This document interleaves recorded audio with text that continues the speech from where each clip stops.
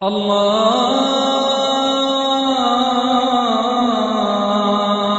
আকবার, আল্লাহু আকবার, আল্লাহু আকবার, আল্লাহু আকবার। মনে করে যে শুধুমাত্র একজন আলেম অথবা বিশেষজ্ঞ তাদেরকে কোরআনের অর্থগুলো বলতে পারবেন আর তাদের সামনে কোরআন পাঠ করতে পারবেন, এই ধারণাটাকে কি সঠিক বলা যায়? আল্লাহ পবিত্র কোরআনে বলেছেন সূরা কামার অধ্যায় নম্বর 54, সব মিলিয়ে মোট 4 বার বলা হয়েছে এই একই সূরায়। সূরা কামার অধ্যায় নম্বর 54, আয়াত নম্বর 17, আয়াত নম্বর 22, আয়াত নম্বর 32, এছাড়াও আয়াত নম্বর 40। ওয়ালাকাদ ইয়াসসারনাল কুরআনা লিযিকরি ফাহাল মিন মুদ্দাকির। আমি কোরআনকে সহজ করে দিয়েছি উপদেশ গ্রহণের জন্য, অতএব উপদেশ গ্রহণকারী কি কেউ আছে? এখানে পবিত্র কোরআন বলছে এটা বোঝা সহজ আমাদের জন্য। আবার কিছু লোক বলে কোরআন শুধু বিশেষজ্ঞদের জন্য। কথাটা পরস্পর বিরোধী। তাদের কথা বিশ্বাস করবেন নাকি আল্লাহ সুবহানাহু ওয়া তাআলার কথা বিশ্বাস করবেন? আল্লাহ পবিত্র কোরআনে বলেছেন সূরা হিজর অধ্যায় নম্বর 15, আয়াত নম্বর 1, আলিফ লাম র। এগুলো আসমানি কিতাবের আয়াত যা সবকিছু পরিষ্কার করে। তার মানে এতে সবকিছু স্পষ্ট হয়, এতে করে একজন মানুষ সহজে বুঝতে পারে। তবে একই সময়ে আল্লাহ কোরআনে আরো বলেছেন সূরা নাহাল অধ্যায় নম্বর 16, আয়াত নম্বর 43, এছাড়াও সূরা আম্বিয়া অধ্যায় নম্বর 21, আয়াত নম্বর 7, ফাসআলু আহলা যিকরি ইন কুনতুম লা তা'লামুন। যদি না জানো তাহলে জ্ঞানীদের জিজ্ঞেস করো যে সম্পর্কে জানে। না জানলে জ্ঞানীদেরকে জিজ্ঞেস করো, একজন আলেমকে জিজ্ঞেস করো। তাহলে যদি কোরআন পড়েন আর কোরআন পড়ার সময় যদি কোনো কিছু বুঝতে আপনার সমস্যা হয়, জিজ্ঞেস করেন তাকে যিনি বিশেষজ্ঞ, জিজ্ঞেস করেন আলেমকে। যদি কোরআন বিজ্ঞান নিয়ে কথা বলে আর আপনার যদি বুঝতে কোনো সমস্যা হয়, তাহলে কার কাছে যাবেন? যাবেন মুচির কাছে নাকি নাপিতের কাছে? যাবেন একজন বিজ্ঞানীর কাছে। যদি কোরআন মেডিসিন নিয়ে কথা বলে, যাবেন একজন ডাক্তারের কাছে। তারপর বোঝার চেষ্টা করবেন কোরআনের এই কথার অর্থ কি। একইভাবে যদি জানতে চান নজুলে কোরআনের বিশেষ কিছু আয়াতের অর্থ, তাহলে যাবেন একজন আলেমের কাছে যিনি পড়েছেন দারুল উলুমে হয়তো 7 বছর বা 14 বছর। তিনি এই ব্যাপারে একজন বিশেষজ্ঞ। কোরআন বলছে যদি না জানো, যদি সন্দেহ থাকে, জিজ্ঞেস করো তাকে যে এই ব্যাপারে জানে। তাহলে কোরআন এসেছে পুরো মানব জাতির জন্য, সাধারণ মানুষের জন্য, পাশাপাশি বিশেষজ্ঞদের জন্য। তবে কোরআন পড়ার সময় যদি কিছু বুঝতে অসুবিধা হয় তাহলে জ্ঞানীদেরকে জিজ্ঞেস করেন। এতে একটা ঘটনা মনে পড়ে গেল, অনেক বছর আগের কথা। 70 দশকের শেষের বা 80 প্রথম দিকে বেশ কয়েকজন আরব তারা কোরআনের এই আয়াত মেনে চলে যে যদি না জানো এমন কাউকে জিজ্ঞেস করো যে জানে। তারা পবিত্র কোরআনের সেই আয়াতগুলো নিল আর সেই সহিহ হাদিস যেগুলো কথা বলছে ভ্রূণবিদ্যা নিয়ে, তারপর এগুলো সব দেখালো তারা প্রফেসর কিথমুরকে। আর সেই সময়ে 70-এর শেষ বা 80 প্রথম দিকে প্রফেসর কিথমুর পৃথিবীর মধ্যে ভ্রূণবিদ্যার উপরে সবচেয়ে সেরা বিশেষজ্ঞদের একজন। তিনি তখন ডিপার্টমেন্ট অব অ্যানাটমির বিভাগীয় প্রধান ছিলেন কানাডার ইউনিভার্সিটি অব টরন্টোতে। তাকে যখন দেখানো হলো কোরআনের আয়াতগুলো, সাথে ইংরেজি অনুবাদ ছিল, তখন এই ব্যাপারে তার মতামত জানতে চাওয়া হলো। তিনি বললেন কোরআনে ভ্রূণবিদ্যার উপরে যেসব কথাগুলো বলা হয়েছে তার বেশিরভাগই আধুনিক বিজ্ঞানের সাথে পুরোপুরি মিলে যায়, আর এগুলো আমরা জেনেছি কিছুদিন আগে। তবে এখানে কিছু আয়াত আছে এগুলোকে আমি সঠিক বলতে পারছি না, আবার বেঠিকও বলতে পারছি না, কারণ আমি নিজেই এ সম্পর্কে জানি না। এরকম দুটো আয়াত হচ্ছে কোরআনে নাজিল হওয়া প্রথম আয়াতগুলো, সূরা ইকরা বা সূরা আলাক অধ্যায় নম্বর 96, আয়াত 1 ও 2 বলা হয়েছে ইকরা বিসমি রাব্বিকাল্লাযী খালাক খালাকাল ইনসানা মিন আলাক। পড়ো, পাঠ করো, ঘোষণা করো তোমার প্রতিপালকের নামে যিনি সৃষ্টি করেছেন। যিনি সৃষ্টি করেছেন মানুষকে ঝোঁকের মতো ঝুলে থাকা একটা বস্তু থেকে। আরবি শব্দ আলাকা মানে যেটা ঝুলে থাকে, আরেকটা অর্থ ঝোঁকের মতো বস্তু। প্রফেসর কিথমুর বললেন আমি এটা জানি না যে ভ্রূণের প্রাথমিক অবস্থা কেমন থাকে। ভ্রূণ মানে মানব সন্তান যখন প্রাথমিক অবস্থায় মায়ের গর্ভে থাকে। ভ্রূণবিদ্যা হচ্ছে মানুষ জন্মানোর সেই বিদ্যা নিয়ে চর্চা। তিনি বললেন আমি জানি না প্রাথমিক অবস্থায় মানব ভ্রূণ একটা জোকের মতো দেখায় কিনা। তিনি পরীক্ষাগারে গেলেন আর খুব শক্তিশালী মাইক্রোস্কোপ দিয়ে ভ্রূণের আকৃতি পর্যবেক্ষণ করে দেখলেন। একটা জোকের ছবির সাথে মিলিয়ে দেখলেন। তিনি এই দুটোর হুবহু সাদৃশ্য দেখে অবাক হলেন। তারপরে কোরআনের আয়াত আর সহিহ হাদিস দেখার পরে তিনি বললেন যে সেখানে তাকে অনেক প্রশ্ন করা হয়েছিল, ৮০টারও বেশি প্রশ্ন করা হয়েছিল। তিনি তখন বললেন, এই প্রশ্নগুলো যদি আমাকে করা হতো ৩০ বছর আগে, ৮০ প্রথম দিকের কথা, তাহলে আমি অর্ধেকের বেশি প্রশ্নের উত্তর দিতে পারতাম না। ভ্রূণবিদ্যা হচ্ছে মেডিসিনের একটা শাখা যেটা উন্নত হয়েছে কিছুদিন আগে।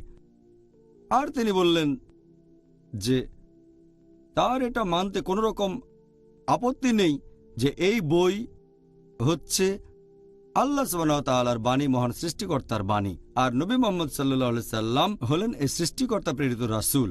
তিনি পরে এই ব্যাপারে আরো তথ্য জানালেন।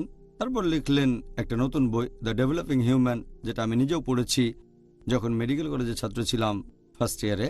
সাবজেক্ট ছিল অ্যানাটমি। বইটা ৩য় এডিশন। সেটা সেই বছরে একজন রচয়িতার লেখা শ্রেষ্ঠ মেডিকেল বই হিসেবে পুরস্কারও পেল। আমি আরও একটা উদাহরণ দিচ্ছি। আপনি যদি কোনো মেশিন কেনেন, সেটার সাথে পাবেন একটা ইনস্ট্রাকশন ম্যানুয়াল। মেশিন যত জটিল হবে, ইনস্ট্রাকশন ম্যানুয়ালও তত জরুরি হবে। যদি আপনি খুব জটিল কোনো মেশিন কেনেন, যেমন কম্পিউটার, যে মেশিনটা বোঝা কঠিন, সেটার ইনস্ট্রাকশন ম্যানুয়ালটাও জরুরি। যদি আপনি মানুষকে একটা মেশিন বলে ধরে নেন, তাহলে আমাদের মানতে হবে এই মানুষ হচ্ছে পৃথিবীর সবচেয়ে জটিল মেশিন।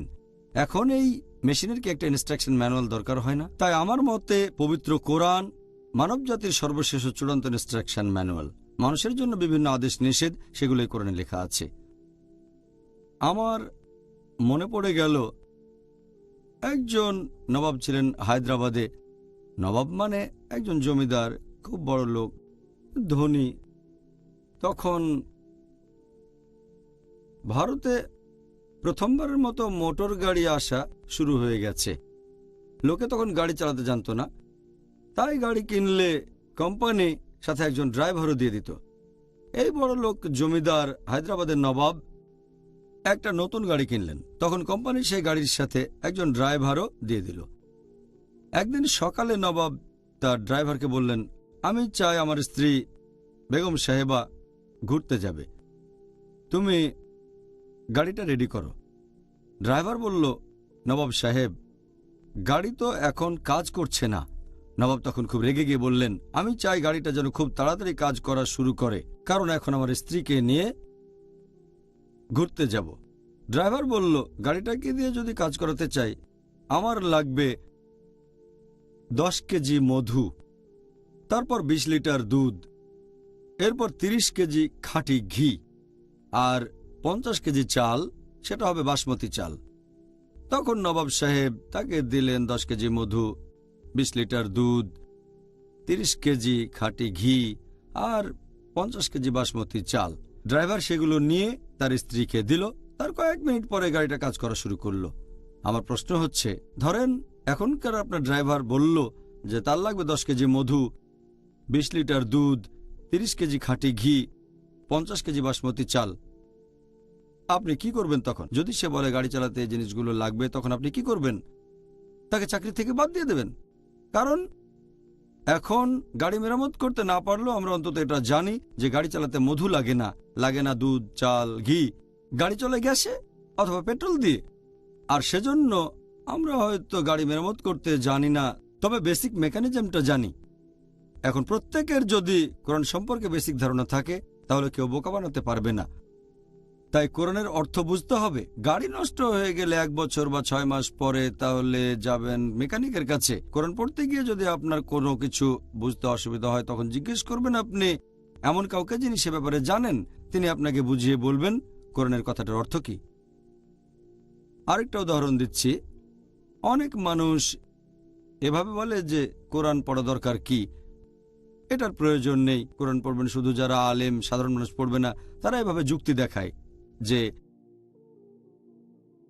আপনার যদি থাকে লার্নার ড্রাইভিং লাইসেন্স, ভারতে বলা হয় কাচ্চা লাইসেন্স, লার্নার লাইসেন্স, আর যদি গাড়িটা নিয়ে কোথাও অ্যাক্সিডেন্ট করেন, পুলিশ তখন আপনাকে অল্প ফাইন করবে। কিন্তু যদি থাকে পার্মানেন্ট লাইসেন্স, স্থায়ী লাইসেন্স, তখন কোনো অ্যাক্সিডেন্ট করলে পুলিশ আপনাকে দ্বিগুণ ফাইন করবে। সেজন্য এটা করলে ভালো।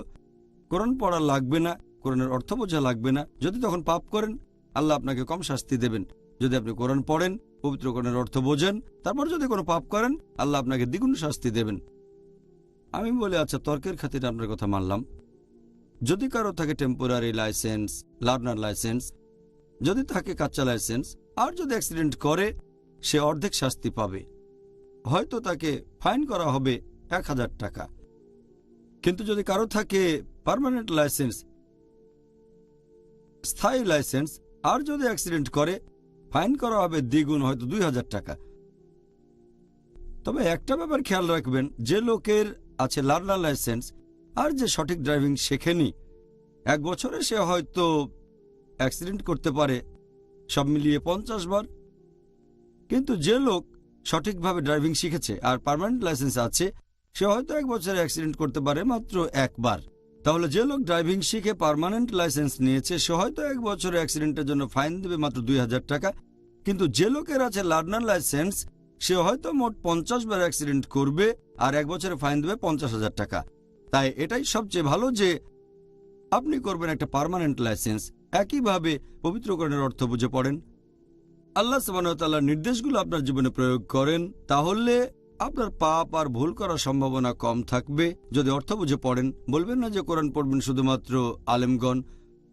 প্রত্যেক মানুষেরই উচিত অর্থ বুঝে পবিত্র কোরআন পাঠ করা আর আল্লাহ তাআলার নির্দেশগুলো নিজের জীবনে প্রয়োগ করা। সর্বশেষ চূড়ান্ত আসমানি কিতাব যেটা নাজিল হয়েছিল সর্বশেষ চূড়ান্ত নবী মুহাম্মদ সাল্লাল্লাহু আলাইহি ওয়াসাল্লামের উপর।